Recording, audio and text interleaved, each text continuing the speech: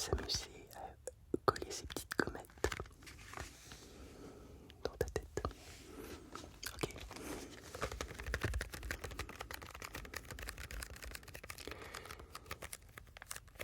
Je vais à chaque fois te mettre dans la tête un monument parisien.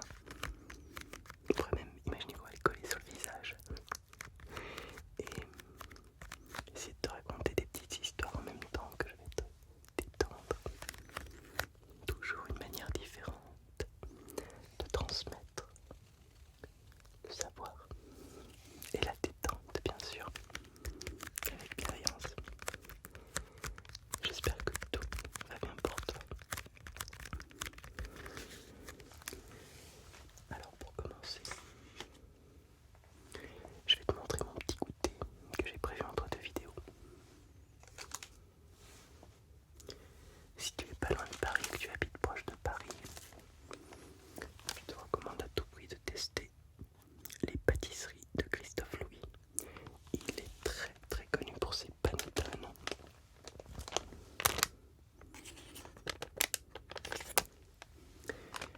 Mais moi, je l'aime beaucoup pour ses madeleines. Magnifiques madeleines. Alors elles sont délicieuses, vraiment délicieuses. Là sur celle-ci on voit un petit peu le sucre qui dépasse, ce qui n'est pas systématique. Il faut simplement que tu saches qu'il y a un petit peu de fleur d'oranger dans ces madeleines. Ce qui signifie que si tu n'aimes pas la fleur d'oranger, sois prévenu. C'est tellement bien équilibré que ça sublime la madeleine. Voilà. Je vais aller te montrer aussi le pain de petit épeautre, je m'en suis pris. Je vais te montrer puisque je l'ai en studio, je reviens. Ça c'est un des meilleurs pains de petit épeautre à Paris. Alors je ne les connais pas tous, à chaque fois je lance un appel et je demande à mes amis est-ce que vous connaissez d'autres bons boulangers.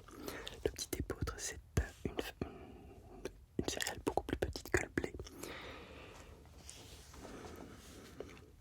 Ça ressemble à un magnifique gâteau.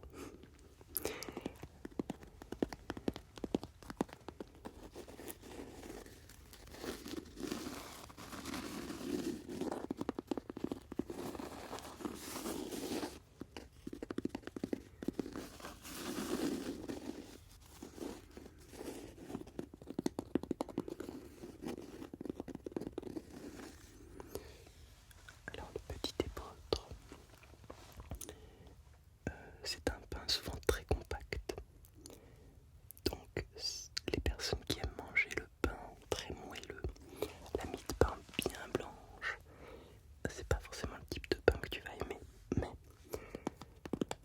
quand le pain de petit épeautre est bien préparé, justement on a des pains qui sont beaucoup plus aérés. Regarde-moi ça comme c'est beau.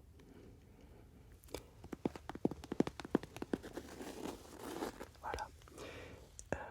Moi je le tranche, je le congèle et je le toast quand je le mange.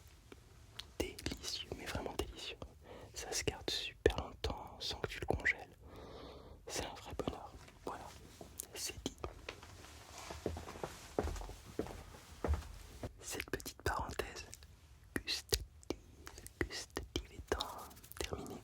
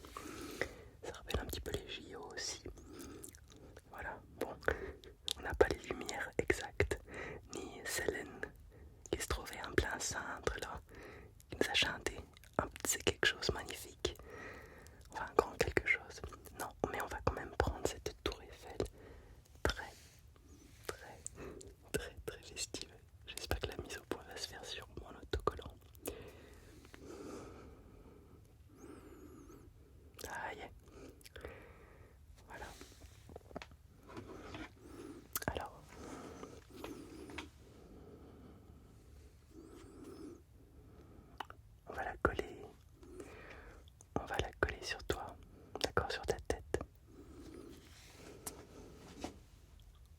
Hop. Très bien, très très bien. Voilà, j'accroche la tour Eiffel. Très bien. Il a fallu 2 ans à Gustave Eiffel pour la construire, cette tour Eiffel. T'imagines? Pour l'exposition universelle de 1889.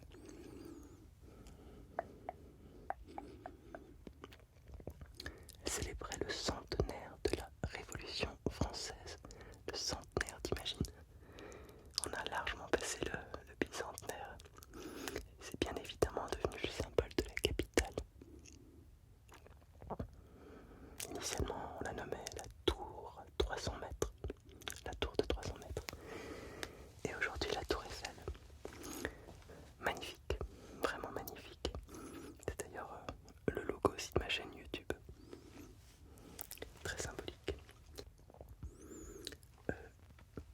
Si tu cherches un super spot avec vue sur la tour Eiffel pour boire des cocktails, pour manger, je te recommande la brasserie Frame. Frame, c'est un bistrot new-yorkais, je crois, un petit peu fusion. Et ça se trouve dans le 15e, c'est rue Jean Ray, R-E-Y, 22 rue Jean Ray. La brasserie Frame, c'est vraiment vraiment génial. C'est pas un rooftop, hein, c'est un rez-de-chaussée, mais tu vois super bien la tour Eiffel. Mais quand je dis super bien, c'est vraiment très très bien. Alors nous allons prendre maintenant Notre-Dame. Notre-Dame de Paris. Encore un petit sticker qui est un incontournable de Paris pour les monuments.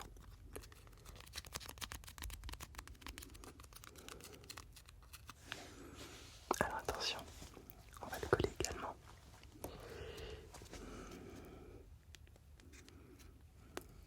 Okay.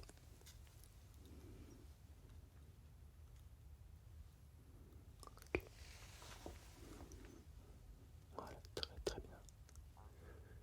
Très bien. Alors c'est sous l'impulsion de l'évêque de Sully, Maurice de Sully, que la Notre-Dame a été construite. Il a fallu 2 siècles pour la construire. Et il y a une deuxième étape dans, je ne sais pas si on peut dire sa construction, mais plutôt sa rénovation. C'est au 19e siècle, après la Révolution française, entre 1845 et 1867, 68. Très controversé sous la direction de l'archevêque Viollet-le-Duc, Eugène Viollet-le-Duc, qui incorpore des éléments supplémentaires.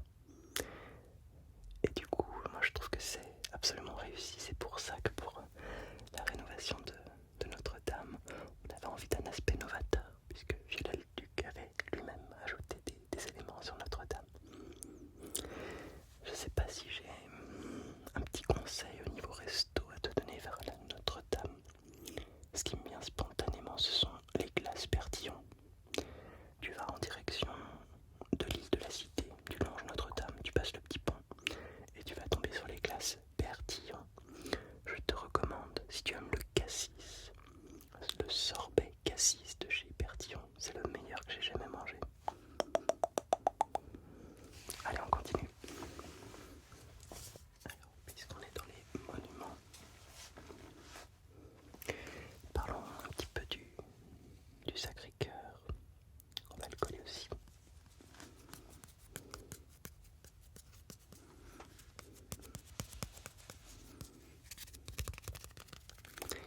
Le Sacré-Cœur est sur la butte de Montmartre, donc il est extrêmement haut.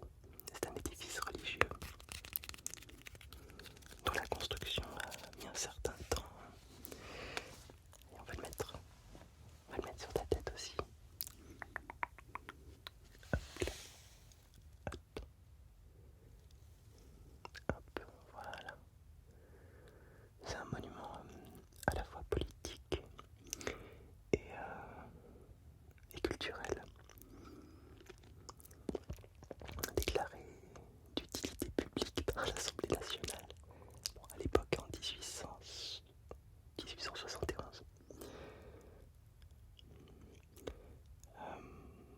ancienne basilique extrêmement haute qui devait protéger la ville, qui fait suite aux événements de la Commune à Paris, dont Montmartre était l'un des, on peut dire ça, un des hauts lieux. Moi j'aime particulièrement le Sacré-Cœur, je trouve que c'est un très très bel édifice, très très beau. On est, je sais plus à quelle hauteur à peu près, 130 mètres d'altitude. 130 mètres d'altitude, c'est ça. Et son dôme s'élève à 83 mètres. C'est ultra impressionnant.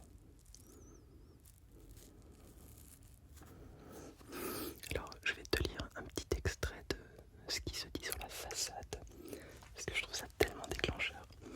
Le jargon architectural, c'est ultra relaxant. Alors, la façade méridionale, avec au centre le portique à 3 arches en plein cintre, sur le côté un mur percé d'un triplet de lancettes, surmonté d'un oculus polylobé et coiffé d'un dôme avec tambour ajouré de baies géminées. Ok. Basilique qui n'est pas construite selon le plan basilical traditionnel. Elle est en forme de croix grecque, ornée de 4 coupoles. Voilà. Et on a un escalier en colimaçon de 237 marches. Continuons avec un édifice plus récent. J'ai oublié, si tu souhaites que je te donne une bonne adresse à Montmartre, spontanément, il y en a plusieurs, spontanément je te recommanderais d'aller à l'hôtel particulier dans le quartier de Montmartre. L'hôtel particulier, tu peux y bruncher, tu peux y boire un verre. C'est un lieu très très sympa, vraiment très très cool.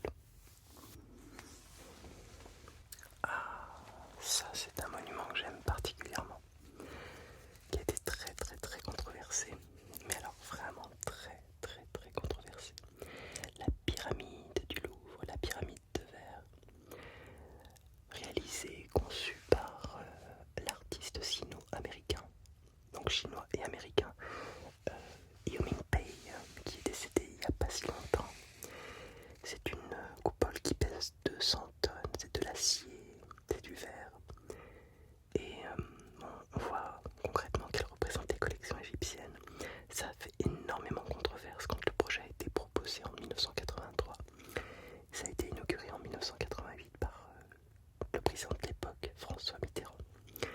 Moi j'ai beaucoup d'affection pour ce monument. Il est lumineux, extrêmement lumineux. Il reflète la pierre du musée du Louvre. Il est sur la cour Napoléon.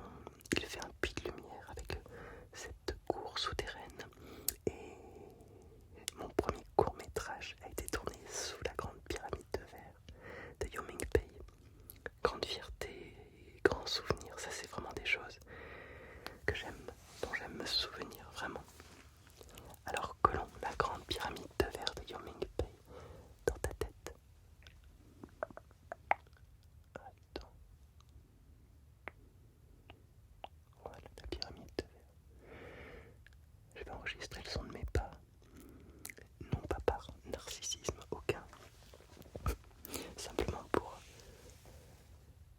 prendre conscience de l'espace en écoutant le son de ses pas. L'ouverture, c'est un lieu tellement grand, tellement vaste. Et je voulais te le montrer vide de gens, comme si on pouvait ajouter une forme d'introspection à l'immensité d'un lieu extérieur. Quand un lieu résonne, l'extérieur, l'intérieur, c'est très romantique, ça, au sens romantisme allemand. Le paysage que je vois, le lieu que je vois, n'est que le reflet de mon âme. Allez, on continue.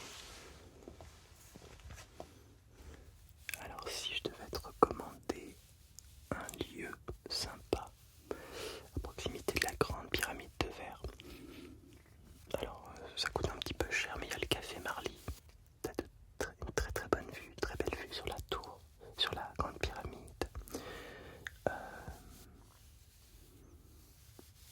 Peut-être aussi la brasserie du Louvre. C'est une brasserie Bocuse. Si t'as un anniversaire à fêter, si tu veux faire plaisir à quelqu'un qui aime la cuisine de bistrot, emmène-le à la brasserie du Louvre. La brasserie du Louvre.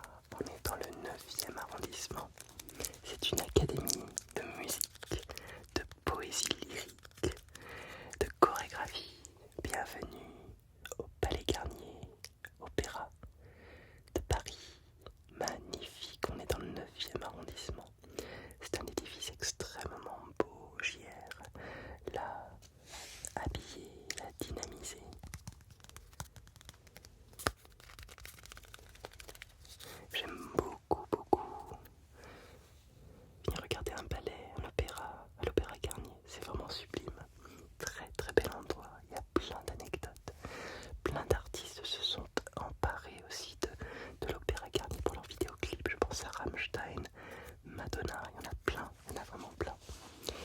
Alors on va coller ensemble l'Opéra Garnier sur ta tête, dans ta tête. Ok. Attention. Ok. Très bien.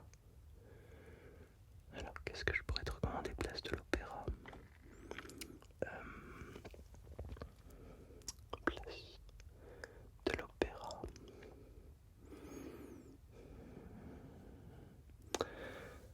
Quelque chose en lien avec l'Opéra Garnier, son architecture éclectique, en lien avec Charles Garnier. Il y a une brasserie qui est au rez-de-chaussée dans l'Opéra. Quand tu es face à la façade, tu vas sur la droite et tu tombes sur une brasserie. J'ai fait un jour de l'an une fois là-bas. C'était pas mal du tout, mais c'est pas mon endroit préféré. Alors spontanément, si je devais... Ah ouais, un endroit très sympa, très cool, chez Drouin.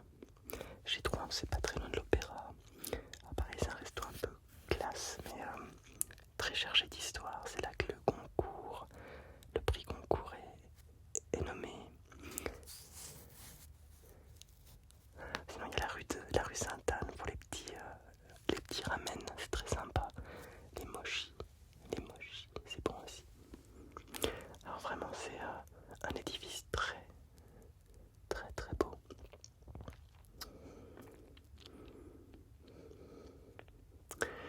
L'Opéra Garnier, ça remonte au baron Haussmann, sous Napoléon III. Et la restructuration de la ville de Paris, il y a des artères qui sont tracées.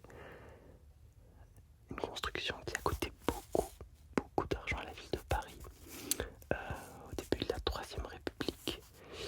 Et que te dire de plus?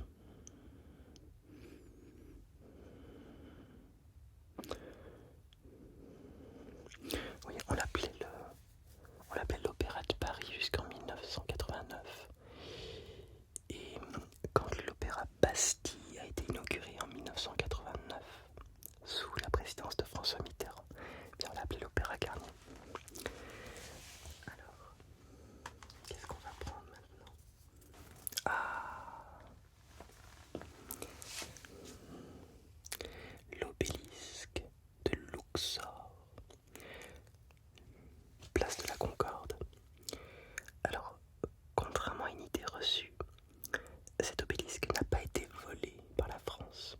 Il a été offert par le vice-roi d'Égypte, Mehmet Ali, au roi Charles X avec l'accord de Champollion, qui a aidé à traduire les hiéroglyphes. Ça a été abominable pour le ramener à Paris. Il a fallu emmener un bateau depuis Toulon. Il a fallu le couper. Donc il vient du temple d'Amon à Amon en égyptien, à Luxor. Et quand on visite donc le temple d'Amon à Luxor, eh bien, il n'y a plus qu'un obélisque. C'est François Mitterrand qui a renoncé à ce que la France accepte comme offrande, comme cadeau plutôt, le deuxième obélisque. C'est pour ça que nous n'en avons qu'un, et c'est même déjà pour moi beaucoup. C'est très étrange de se retrouver devant un temple à Luxor, de se dire que c'est la France qui possède un bout de ce temple. C'est surtout quand on est sur place qu'on réalise ça. En tous les cas, la place de la Concorde est là, le monument le plus ancien de Paris depuis que Paris est fondé. Et c'est un lieu que j'aime particulièrement, la place de la Concorde. Donc on va le placer dans ta tête aussi. Attention. Voilà. La place de la Concorde. Si tu peux visiter l'hôtel de la Marine. J'aimerais bien faire un court-métrage un jour avec l'hôtel de la Marine.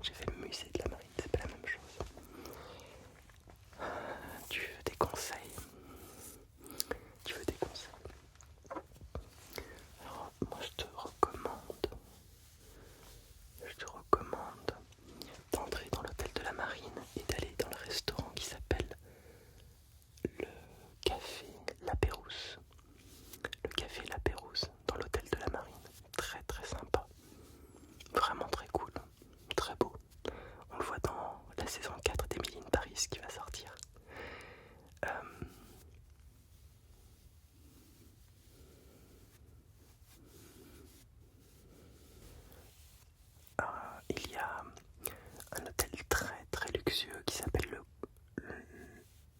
le Crillon. Le Crillon, c'est à côté de l'ambassade des États-Unis. Alors, si tu vas manger là-bas, c'est hors de prix. Même s'il y a des superbes pâtisseries, mais tu peux boire un verre aux ambassadeurs. Comme ça, tu as accès à la terrasse. Non, il n'y a pas de terrasse dans l'hôtel des ambassadeurs, mais tu as accès à l'architecture très Louis XIV. Magnifique, vraiment très très belle. C'est un très très bel endroit. Voilà, mais encore une fois, c'est pas le plus abordable. Mais c'est à faire au moins une fois, tu vois, pour te rendre compte.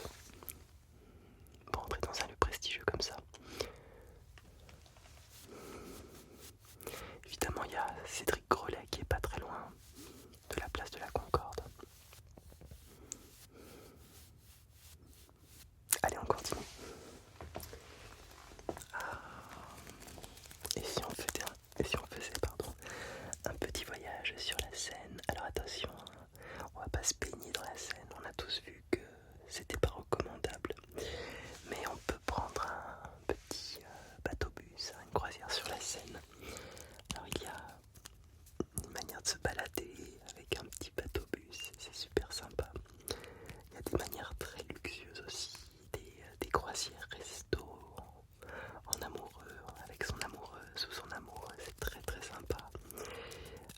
Moi j'aime particulièrement prendre un bateau sur la Seine pour passer sous les ponts. Et mon pont préféré, c'est le pont qui a été, dont la construction s'est achevée sous le règne d'Henri IV en 1607. Il a fallu une vingtaine d'années pour le construire, le pont Neuf. Le pont Neuf qui est le premier pont de pierre de Paris. Ça, j'aime énormément ce pont. Il te permet de traverser, d'accéder à l'île de la Cité, et de l'île de la Cité d'accéder à la rive gauche ou la rive droite. Et en plus, quand tu prends le pont Neuf, tu peux avoir accès à la place Dauphine que peu de gens connaissent. Alors si tu prends le pont Neuf, va voir la place Dauphine. C'est là où vivaient Yves Montand et Simone Signoret. Très très beau.